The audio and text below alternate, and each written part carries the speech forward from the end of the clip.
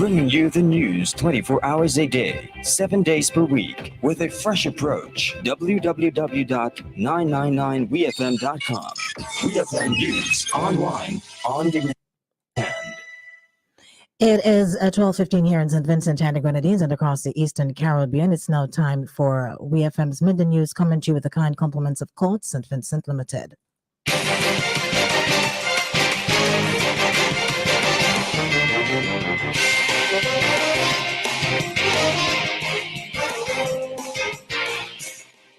Good afternoon and welcome to WeFM's Midday News, brought to you with the kind compliments of Court St. Vincent Limited. Celebrating style, the Courts Furniture event. Get up to 30% off on furniture, appliances, and accessories store-wide. Plus, if you pay with Courts Ready Finance, you pay nothing down and there's no payment for 30 days. This offer is available in store and online at shopcourts.com. Conditions apply. Promotional period April 1st to 30th, 2023. Courts, bringing value home. Welcome back to WeFM's Midday News, brought to you with the kind compliments of Court St. Vincent Limited. I am your presenter, Rajiv Providence. First, on the local scene, the St. Vincent and the Grenadines Fire Service is calling for public cooperation in identifying perpetrators of bushfires. Head of the SVG Fire Service, Superintendent of Police Joel James, while on WeFM's Cop Chat program, appealed to those who know the identity of these persons setting these fires and warned that there are legal ramifications for them. We hear more from the head of the SVG Fire Service. In Venezuela, I had the opportunity. What is most difficult for us is that we are unable to reach the perpetrators. They do not listen to us now, Crystal. They are not listening to us. So I want persons who are listening. You may know some of these perpetrators. Speak to them and call us as well so that we can speak to them as well. I also want you to know that if you are caught setting these fires, you can and will be charged. That was the head of the SVG Fire Service, Superintendent of Police Joel James. A stay of execution has been granted in what has been dubbed the vaccine mandate case. On March 13th, the High Court on Monday ruled that the government's COVID-19 vaccine requirement and the dismissal springing from it are unconstitutional and void. The application for a stay case was heard before His Lordship the Honorable Mr. Paul Webster, Justice of Appeal, on Tuesday, April 18th, 2023, who said that upon the court being satisfied that the applicants have reasonable prospects of success on appeal, that there is cogent evidence that the appeal will be rendered nugatory unless a stay is granted, and that the appeal concerns matters of public importance. And upon the court considering all of the circumstances of the case and in determining that the applicants have met the threshold for the grant of a stay of execution, it is hereby ordered that the application for a stay of the judgment and of the order of ESCO Henry J. delivered on March 13th, 2023, pending the hearing and determination of the appeal, is granted. Still on the local scene, St. Vincent and the Grenadines is among 20 countries invited to Colombia for a meeting on Venezuela pertaining to setting the framework for the political process internally as well as sanctions on Venezuela. This was disclosed by Prime Minister Dr. Ralph Gonsalves during a press briefing held on Thursday. We hear more from the Prime Minister.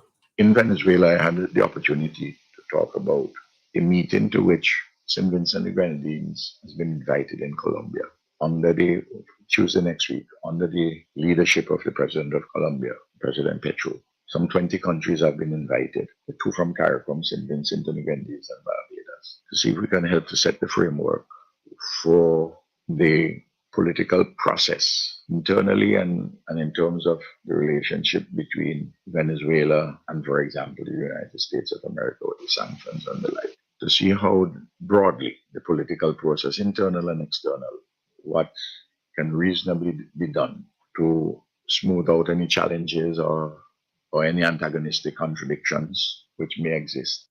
That was the Prime Minister, Dr. Ralph Gonsalves. Colombia's president announced on Tuesday that he plans to convene an international conference that will seek to promote a dialogue between sectors of Venezuela.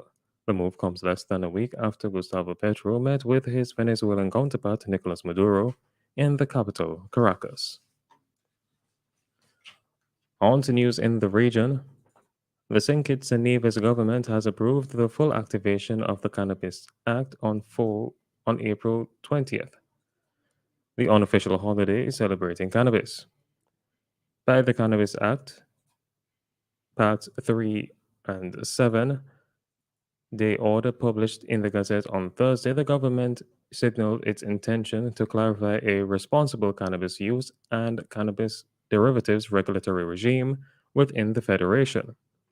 The Cannabis Act, passed in 2020, seeks to establish St. Kitts and Nevis's Medicinal Cannabis Authority to provide for the lawful access to medicinal cannabis as an alternative treatment for persons who are suffering from a qualifying medical condition and for a comprehensive licensing scheme to regulate the cultivation, supply, possession, production, and use of medicinal cannabis. However, until Thursday, only Parts 1 and 2 of the Act, setting out preliminary matters related to the establishment of the Medicinal Cannabis Authority, were activated. Less than a year after Suriname abolished the visa requirements for all countries, the measure is being reintroduced for 21 countries. From May 1st, the visa requirement will apply to 21 countries whose citizens have been found to be abusing visa-free travel to Suriname, according to Suriname's Minister of Foreign Affairs, International Business and International Cooperation, Albert Ramdin. They include the Caribbean nations of the Dominican Republic, Cuba, and Venezuela. Others include India, Nepal, Pakistan, Bangladesh, Kenya, Ghana, Somalia, Cameroon, Ethiopia, and Syria. The decision to reintroduce the requirement was taken on Wednesday. Although there has also been an increase in arrivals from China, Morocco, Romania, and Colombia, the visa requirement for citizens of these countries has not been reinstated. On the international scene, the World Health Organization said on Friday that 413 people had been killed and 3,551 injured in Sudan since intense fighting broke out there 6 days ago. On Thursday, WHO had reported 330 deaths and nearly 32,000 people injured.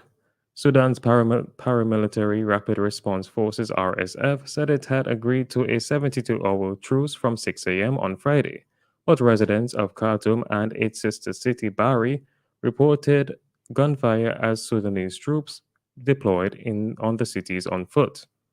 The RSF early on Friday announced a ceasefire after 6 days of fighting to coincide with the start of the Muslim holiday of Eid al-Fitr and to allow residents to reunite with their families.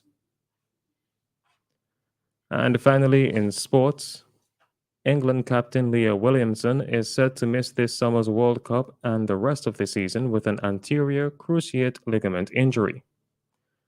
Williamson went down in the first half of Arsenal's 1-0 Women's Super League loss to Manchester United on Wednesday. Arsenal said Leah is set for an extended spell on the sidelines, adding that she will have surgery in due course. England's opening World Cup match with Haiti takes place on July 22nd. The 26-year-old, who captained England to their European Championship victory in 2022, is the latest injury setback for Serena Williams' Lionesses. ACL injuries typically see sports players sidelined for 6 to 9 months. This has been WEFM's Midday News. I have been your presenter, Rajiv Providence. Join us again at 3 p.m. for WEFM's 3 p.m. News. WEFM's Midday News is brought to you with the kind compliments of Quartz St. Vincent Limited.